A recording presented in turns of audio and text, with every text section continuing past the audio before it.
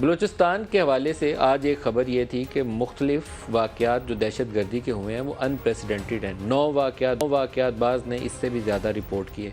तो एक लम्हा फ़िक्रिया है, अगर इस्लामाबाद के अंदर सुसाइड अटैक हो जाए, बलूचिस्तान के अंदर एक ही दिन 9 दहशत गर्दी के वाक़यात हो जाएँ, पाकिस्तानी फ़ौज के जवान शहादतें पा रहे हों, हमारी इस कौम के बच्चे हैं, हमारी औलाद हैं, बेटे हैं हमारे, जो अपनी जानों का नजराना पेश कर रहे हों और हमारे कानों पर जूं तक ना रेंगे। एक लम्हा फ़िक्रिया है, क्योंकि पाकिस्तानी जो टॉप टियर है लीडरशिप, पीटीआई या पीडीएम, मुझे लगता था कि ये नेशनल सिक्योरिटी कमेटी का इजलास बुलाकर पार्लिमान के अंदर जाकर इवन पीटीआई को अपने नुमाइंदे अंदर भेज के एक स्ट्रेटजी के ऊपर दोबारा बात करनी चाहिए। अफ़गान सिचुएशन है, अफ़गानिस्तान के इलाकों से टीटीपी दोबारा रीग्रुप करके पाकिस्तानी बच्चों का खून बहा रही है। तो हम क्या इंतज़ार कर रहे हैं किसी चीज़ का, इससे बड़े सानहे का? तो बहुत ही अफसोसनाक सूरत हाल है और हमारे सिक्योरिटी के अदारे हों या हमारी पार्लिमान हो, दोनों को सर जोड़ के बैठना चाहिए। और इसका जवाब एक ही है कि ज़ीरो टॉलरेंस। ये नहीं है कि उन्होंने दहशतगर्दी की है तो हम लेट जाएंगे या डर के पीछे हट जाएंगे। आपको उसको ख़त्म करना है पूरी कुव्वत के साथ, पूरी ताकत के साथ। पोलिटिकल सपोर्ट देनी है पार्लिमान ने और सियासी क़यादत ने। इमरान की ज़िम्मेदारी उतनी है जितनी शहबाज शरीफ की है। ये नहीं है कि वो कह रहे हैं कि मेरी हुकूमत चली गई है तो दहशतगर्दी बढ़ गई है। उनको ये मालूम है कि अफ़गानिस्तान की जो सिचुएशन है उसके बाद टीटीपी को वहाँ जाए पनाह मिली है और उसका खमियाजा हम भुगत रहे हैं। तो ये ज़िम्मेदारी इमरान को भी उठानी है, शहबाज शरीफ को भी उठानी है और बाकी सारी सियासी क़यादत को भी उठानी है। और जो फ़ौज की क़यादत है वो साथ जाके बैठे, नेशनल सिक्योरिटी कमेटी का इजलास बुलाएँ, नैब का फॉलोअप करें, कुछ और हिकमत अमली बनानी है वो बनाएँ, क्योंकि ज़रब अज़्ब के बाद जब उनकी कमर तोड़ी गई थी तो वो यहाँ से भागे थे और अफ़गान इलाकों में जाके उन्होंने जाए पनाह ली थी। रद्दुल फ़साद का एक ऑब्जेक्टिव ये था कि शहरों के अंदर जो इनके रेमनेंट्स हैं उनका ख़ात्मा करना है। लेकिन अब आपको दोबारा एक नई सिचुएशन का सामना है। वो लोग जो यहाँ से भाग के अफ़गानिस्तान गए थे वो दोबारा अंदर आ रहे हैं। हमने बाड़ लगाई थी सरहद के ऊपर के ये सरहद पार से जो अनरेगुलेटेड ट्रांस बॉर्डर मूवमेंट है इसको हम रोकेंगे, ये रुके ये सारी ऐसी जो इलीगल एक्टिविटी है इसको हम स्टॉप करेंगे। वो आप रोक नहीं पाए। आपकी गंदम स्मगल हो जाती है, आपका फर्टिलाइज़र स्मगल हो जाता है और अब सबसे बड़ा ख़तरा यह है कि आपके इलाकों में दहशतगर्दी हो रही है। इसको आप टॉलरेट नहीं कर सकते। तो इसके ऊपर स्पेशल सेशन होना चाहिए पार्लिमान का, नेशनल सिक्योरिटी कमेटी का इजलास होना चाहिए और पीटीआई को ज़िम्मेदारी का मुजाहरा करते हुए अंदर अपनी नुमाइंदगी देनी चाहिए ताकि उसकी एक नेशनल ओनरशिप हो, जैसे नेशनल इलेक्शन प्लान के वक्त एक नेशनल ओनरशिप थी। उसके अलावा इसका हल कोई नहीं है। प्रेसिडेंट अलवी साहब का कराची में इंटरेक्शन हुआ है जिसके ऊपर ख़बर ये थी इब्तदाई तौर पर कि उन्होंने कहा है कि 2018 के इंतखाबात में और सेनेट इलेक्शन में जनरल बाजवा ने इमरान खान और तहरीक इंसाफ को सपोर्ट किया। बाद में उन्होंने इसकी क्लैरिफिकेशन जारी कर दिया कि नहीं, ये जो रेफरेंस असल था उससे हट के उनको कोट किया गया।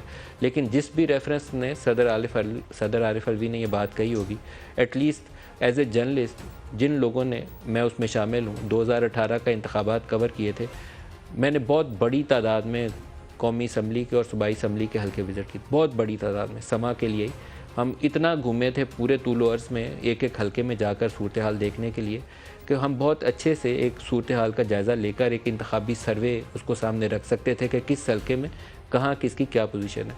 फिर हमें जो बैकग्राउंड इन्फॉर्मेशन मिलती है उसकी बिना के ऊपर भी मैं पूरे वसूख के साथ आपको बता सकता हूँ कि 2018 के इंतखाबात साफ़ शफाफ नहीं थे।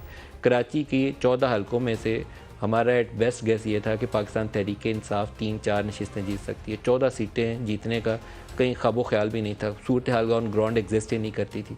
पंजाब के हल्कों में पाकिस्तान तहरीक इंसाफ बहुत कंपेटिटिव पोजीशन में थी पीएमएलएन के अगेंस्ट, लेकिन ये कि वो सूबाई हुकूमत बनाने में कामयाब हो जाएंगे ये अभी मुश्किल था इस बात को कहना। फिर प्री पोल एक अरेंजमेंट था जिसमें कुछ इलेक्टेबल्स को साउथ पंजाब से लेकर पंजाब के मुख्तलिफ इलाकों से पाकिस्तान तहरीक इंसाफ की तरफ हाँका गया था और फिर बाद में जो इंडिपेंडेंट्स जीते हुए थे उनको किस तरीके से पाकिस्तान तहरीक इंसाफ की तरफ भेजा गया, बलूचिस्तान अवामी पार्टी का क़याम कैसे हुआ, ये वो बातें हैं जिनको शायद मैं नाम लेकर तो स्क्रीन के ऊपर आपको नहीं बता सकता, लेकिन ये तमाम चीज़ें इस्टेब्लिशमेंट की बिहाइंड द सीन सपोर्ट की तरफ निशानदेही करती थी और उसी के नतीजे में 2018 में पाकिस्तान तहरीक इंसाफ की हुकूमत भी बनी और 2018 के बाद सेनेट इंतखाबात में भी संजरानी साहब के इलेक्शंस के वक्त भी, और जब यूसुफ रज़ा गिलानी सेनेटर मुंतखब होते हैं उस वक्त भी, और इमरान खान ने जब इत्मीनान का वोट लिया। शायद वो लास्ट मौका था जब इतनी ऑब्वियस तरीके से MNAs को कॉल कर इमरान खान को वोट ऑफ कॉन्फिडेंस देने के लिए कहा गया था। उसके बाद जब DGISI की तैनाती का मौका आया तो जनरल फैज़ को हटाए जाने के ऊपर इमरान खान ने एक टफ पोजीशन ली और बड़े कैबिनेट मीटिंग के अंदर सख्त अल्फाज का चुनाव किया जनरल बाजवा और इस्टेब्लिशमेंट के लिए कि मैं कोई रबर स्टैंप नहीं हूँ कि जो आप भेजें मैं उसके ऊपर मोहर लगा दूँ, इस तरह के जुमले कहे। उसके बाद इनके अंदर इख्तलाफ राय पैदा होना शुरू हुआ और वो जो सेम पेज था वो सेम पेज फटा और दूरी होना शुरू होगी। ये असल कॉन्टेक्स्ट है, इससे हट के जो भी कोई बंदा बात कहे तो वो झूठ है। इसकी तफसीलात और हो सकती हैं लेकिन पूरा सिनारियो यही था जो मैंने आपके सामने रखा। जो इमरान खान ने कुछ इंटरव्यूज़ के अंदर बातें और जुमले बोले हैं, उसमें एक तो वो कहते हैं कि ऐसी कमज़ोर हुकूमत तो मुझे दोबारा मिले तो नूर नहीं। पहले तो वही सुनवा दें क्या कह रहे हैं। यहाँ ऐसी फोर्सेस हैं जो मेरे से ज़्यादा ताकतवर है, वो ये इस एहतसाब नहीं चाहती और वो बिलीव ही नहीं करती एहतसाब में। अब अगर मुझे वापस जाना पड़े तो मैं कभी भी वो गवर्नमेंट ना लूँ, मैं ऑपोजिशन में बैठ जाऊंगा लेकिन गवर्नमेंट नहीं लूंगा। जब तक आप ताकतवर नहीं होंगे आप कानून कायम ही नहीं कर सकते, आप इंसाफ दे ही नहीं सकते। दूसरा उनका बयानिया वही रटा रटाया है कि एक ताकतवर शख्स है और वो NRO दे देता है और एहतसाब नहीं होने देता। अब एहतसाब का इदारा या इमरान के कंट्रोल में था तो या इस्टेब्लिशमेंट के कंट्रोल में था। 4 साल तो इसके मज़े लूट लिए। जब हुकूमत गिर गई तो उसके बाद याद आया कि मेरे नीचे नहीं था। अपोजिशन के जिस बंदे के ऊपर हाथ रखते थे वो अंदर चला जाता था। शाहिद खाकान, एहसन इकबाल, मिफ्ता इस्माइल, इनके ऊपर कोई केस था ही नहीं। कितने महीने एक एक शख्स ने जेल में गुजारे, शायद कभी इनका जवाब इनको देना पड़ेगा। सुनवाइए क्या कह रहे हैं। कहता है एक आदमी में कि एक आदमी फैसला करता है गवर्नमेंट गिराने का और चोरों को ऊपर लाने का और उनको NRO दिलवाने का। जो जिम्मेदार है इसका एस्टेब्लिशमेंट है तो वो नाराज हो जाएगी तो मैं चुप करके कबूल कर लूँ। फिर ये जो टेप्स हैं और ये जो वीडियोस बनाई हुई हैं, अगर इस मुल्क में इंसाफ कायम नहीं होता ये मुल्क ख़त्म हो जाएगा। वीडियो टेप्स और ऑडियो टेप्स, ये आखिरी एक कमेंट इसके ऊपर मैं कर लूँ फिर अपने मेहमानों की तरफ आऊँगा। ये बहुत घटिया हरकत है किसी की प्राइवेट वीडियोज़ और ऑडियोज़ जारी करना। लेकिन इमरान खान जलसों में खड़े होकर कहते थे मरियम नवाज़ की एक और टेप आने वाली है।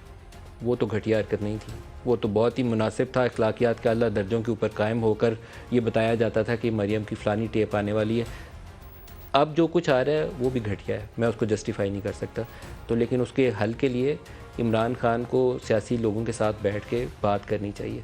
सोशल मीडिया का जितना बेहुदा इस्तेमाल 4 साल से तहरीक इंसाफ ने किया और उसको रवाज दिया, अब वो कहते हैं ये इस्लाम की रूह के ख़िलाफ़ है। इस्लाम में कभी भी इस बात की इजाज़त थी नहीं। जब इमरान खान वज़ीर-ए-आज़म थे तब भी इसकी इजाज़त नहीं थी। लेकिन एक लिबादा ओढ़ के दूसरों को मिलाइन करने के लिए, उनकी करैक्टर असैसिनेशन के लिए उस वक्त सोशल मीडिया का हर गंदा इस्तेमाल जायज़ था, अब बुरा हो गया। उस वक्त भी बुरा था, अब भी बुरा है। उस वक्त भी गंदा था, अब भी गंदा है।